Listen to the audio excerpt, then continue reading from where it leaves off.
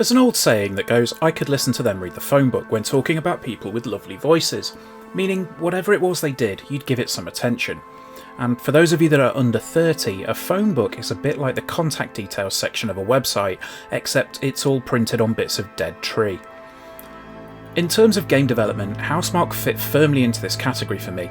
Having dragged some classic arcade titles into the 21st century with the likes of Super Stardust HD and my personal favourite Resogun, they've decided to hang up the indie hat and go all out into AAA development.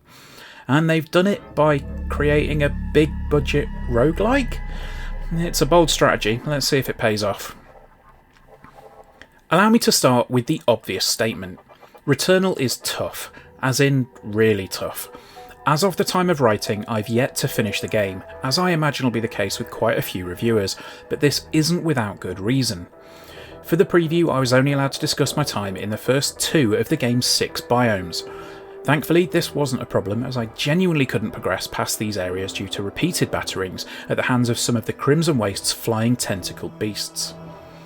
If that somehow means that my opinions on the game are discounted, then feel free to stop watching or whatever you want to do, but I've got to say, I absolutely love this game. There is a narrative that flows through Returnal, with your character Celine crash landing in the Helios on a strange alien planet called Atropos. Starting off in a weird jungle, things begin to unravel as you find your own dead body before picking up a pistol and pushing your way through a series of enemy creatures that have no hesitation in firing off waves of energy balls which conjure up memories of Nier Automata. Within a few minutes, you reach a very fast-moving beast that will, for most people, tear you a new one. The title screen hits, and you're dumped back to the start with your pistol. Running back to the first area reveals that the entire layout has changed, and that this is indeed a roguelike in almost as true a sense as you can get. Areas are meticulously detailed and handcrafted, but stitched together in a random way, enabling you to get a sense of familiarity while at the same time being surprised with every run that you have. The frequency of item drops varies from run to run, making some feel borderline impossible, with others allowing you to almost sprint through them. Power-ups such as parasites crop up from time to time, which give you a slight buff to one of your stats with a potentially devastating debuff if they get removed, and Sylphium, the item to restore health, can practically be carpeting some rooms in one run, while next to non-existent in the next. There are some permanent power-ups which allow you to access certain areas a la Metroid, but for the most part when you die, you're back to square one again. I can see there immediately being 1,000,001 comparisons to Dark Souls straight off the bat when it comes to Returnal, not least due to the way that the online integration works. But the thing is, I don't like the Souls series. I've made no bones about it, and I've just made my peace with it. There's something about the fundamental mechanics of those games that I just don't get on with, but with Returnal it all feels right. While Housemarque have stepped away from the smaller arcade-feeling titles, they've brought in a big chunk of the gameplay that made the likes of Resogun so deliciously Moorish. There are slow-paced, bullet-spewing enemies here, there's pacey melee-focused enemies there, there's turrets, and, in fact, there's pretty much any kind of enemy you could expect that will undoubtedly throw you back to the Helios within a split second. That sense of jeopardy is coupled with a control scheme that feels responsive, fluid and easy to get to grips with, while not feeling so simplistic that it's too basic to get through challenging areas. That's probably a good spot to bring up the impact that the DualSense has on Returnal. While Astro's Playroom was a stunning example of, oh that's a good idea, and wait, this can do that, in short bursts, Returnal takes some of the ideas and turns them into some fantastic, unique moments that blend in with the sublime gameplay in all the best ways possible. Not only are there individual haptic responses for each of the weapons in the game, ranging from the standard pistol, to a shotgun, to a grenade launcher, and my personal favourite, the Hollow Seeker, but things such as raindrops splattering on Celine's suit rumble in such a way that it feels like there's droplets running a pitter-patter on your own controller. Explosions feel suitably weighty, and when you get hit, the triggers go limp as if you've genuinely been knocked down. However, the coolest effect is the one dedicated to the left trigger. It's something that Astro demonstrated and something that Call of Duty did as well, but when you pull the left trigger halfway, there's a biting point. You push past it and you enable the Alt Fire mode on whatever weapon you have. The best way of describing it is that it feels a bit like a GameCube controller, and that you have that secondary click from a trigger. The only difference is that it will go limp a few seconds later if you die. It's a moment that quickly becomes second nature, but never stops giving you a wow moment.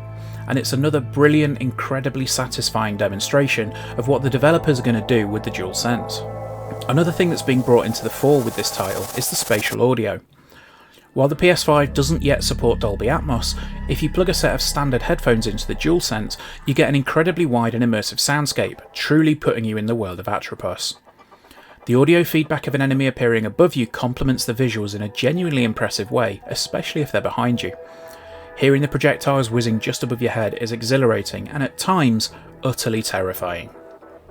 And honestly, that just about sums up the entire premise of Returnal. The roguelike nature of it not only has you on the edge of your seat while playing, knowing that the next area you enter could be your last, but it also has one of the most impactful atmospheres I can remember in recent times. The creepy nature of the unknown lays the pressure on as thickly as the fog that exists in the first biome. That is until you come across a pristine suburban house in the middle of it, because, well, why not? No spoilers here, by the way, but it helps to weave back into the narrative thread in a way that feels as satisfying as it is haunting, conjuring up memories of PT in places. Technically, the game is impressive. Particle effects are on display in abundance here, with glowing embers floating around everywhere, fog obscuring the floor and swirling when enemies land in it. The glowing neon outlines of your foes really pop with the HDR, as do the spires of light emanating from collectibles, allowing you to find them a little bit more easily. With the version I have available, there are a few moments where the frame rate dips to below the magic 60, particularly in the Crimson Wastes area, but I've been told there's a day one patch which should rectify this, so stay tuned for a performance video, and get subscribed while you're at it. Loading times are practically non-existent, and jumping from one biome to another is instantaneous, as is respawning into a brand new run. During my time with the game, I had one crash to the dashboard and a bit of a frustrating issue where some trophies weren't popping for me after clearing some of the bosses, which could prove to be a pain for some, but I'm assured the day one patch should clear these up as well. So then, we come to the real bone of contention that people have seemingly had with this game in the build-up. Is it worth the asking price? And honestly, I think it is. I saw some comments aimed at a preview that stated they got to the end credits in 6 hours, but let me tell you, this game will take a lot longer than 6 hours to get through. Hell, it took me triple that just to get past the point I was able to talk about with the previews. As I mentioned, I've yet to finish the game, making it to the 5th of 6 biomes. However, this is no mean feat with the run-based nature of it and the sheer brutality at which enemies come at you. There is a slight black mark here in the lack of permanent upgrades, because you can only carry things like ether, which is a form of currency, and a couple of other upgrades like the ability to hold extra consumables, as well as certain fire modes for the weapons, but for the most part you're on your own. The splash screen at the start of the game states that Returnal was designed to be a challenge, and they're really not lying. After all, if you're not fussy about multiplayer, a Call of Duty campaign can be completed within 6 hours, and that costs the same if not more. Returnal has so much more to offer than finding that perfect run, although when you do find it, it feels absolutely brilliant. I punched the air and shouted after finishing one of the bosses, which is something that very few games manage to coax out of me. However, just be aware that if you are interested in this, it will test you. You'll have moments where you want to hurl your controller through your plasterboard, but when everything clicks, it's magic. In addition to the standard mode, there's a daily challenge mode, which gives everyone the exact same layout, weapons and specs to see how well you can stack up against your friends. It's really engaging and it had me coming back for more every day, despite not being anywhere near the top of the leaderboards sometimes. Returnal is a really strange beast. It's a game from a studio that has very clearly been given the funding to make a big budget version of the type of game they want to, and it really shows. There's a very thin line between accepting you made a mistake and ranting that the game screwed you over, and Housemarque have got it right with their mechanics. If you die, you learn from it and you go again. Thankfully, the PS5 makes this incredibly quick, and it'll have its hooks in you for just one more run. If I had to pick holes in it, I just wish there were a little bit more permanence to some of the upgrades you pick up, but I know this will diminish some of the purity of the game.